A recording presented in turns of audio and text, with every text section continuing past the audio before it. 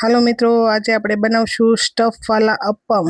જો રવો લઈ લીધો છે એને કલાક પહેલા પલાળી દીધો, તો એમાં મીઠું એડ કરી દીધું છે, એમાં કાંદા ક્રશ કરેલા એડ કરી દેવાના। પછી જે વેજીટેબલ તમારી પાસે હોય એ એડ કરી શકો તમે। ટમેટા એડ કરી દેવાના, એકદમ ઝીણા ક્રશ કરેલા। ઝીણું કેપ્સિકમ એડ કરી દેવાનું, કટ કરેલું। આદુ મરચી એડ કરી દેવાની।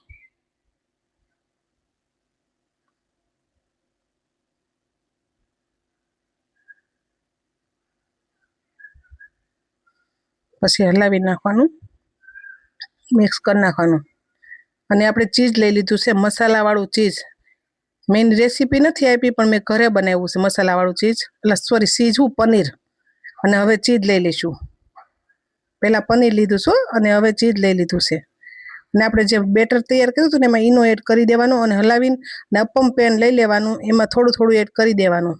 પછી ઉપરથી સ્ટફિંગ એડ કરી દેવાનું, ચીઝ પનીરનું સ્ટફિંગ બનાવ્યું છે ને એ ઉપરથી પાછું બેટર એડ કરી દેવાનું। મસ્ત અપમ બનીને રેડી થઈ ગયા છે, જોઈ શકો છો તમે। સર્વ કરી દઈશું આપણે।